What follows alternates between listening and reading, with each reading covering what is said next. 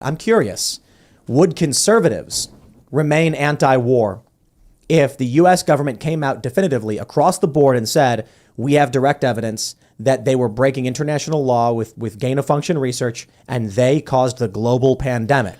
I think so, because a lot of people know that Fauci was working with EcoHealth Alliance to do the research. So it wasn't just the Chinese. A lot of people are aware that Anthony Fauci and probably the U.S. government was involved as well. So I think that will be a loud noise being made and statement that's repeated, like Fauci was involved in this. And what I'm asking is, the U.S. will want to go to war with China over Taiwan.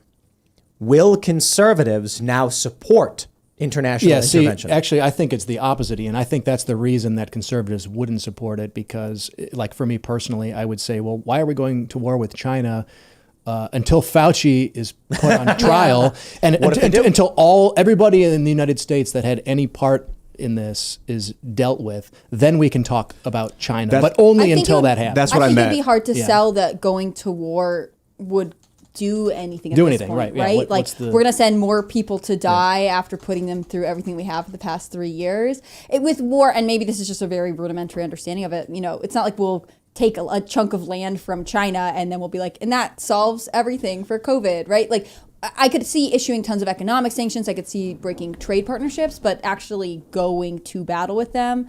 I actually feel like if you just said it's about Taiwan, there are more Americans who'd be like, okay, sounds good, than if you said COVID. Yeah, that's why I brought up the people knowing that Fauci was involved in financing and working on the stuff through EcoHealth. People would not want to go to war because they know that Fauci was involved. So that would be like, I'm not going to buy the crap. You can't pin this on China. We know that there were American scientists involved in building this thing. Mm-hmm. At least evidence points to that. Well, Fauci provided funding to EcoHealth, who then provided funding to Wuhan's lab or whatever. We pay you to pay him to pay him to do it for me. It's virus laundering or something.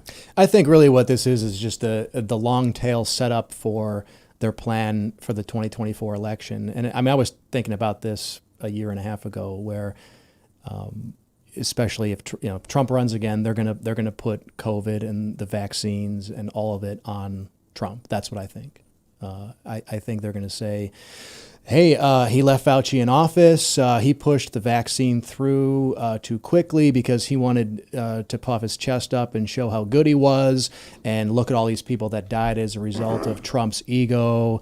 So it's all his fault. It's going to be just like, projection is their only tool. So what if they come out and they say, we have now confirmed Wuhan was doing illegal gain-of-function research with the assistance of Anthony Fauci through circuitous funding, and thus we will be filing subpoenas and criminal referrals for Anthony Fauci, and then said, after they arrest him, we are going to go to war with China. So let me put it this way.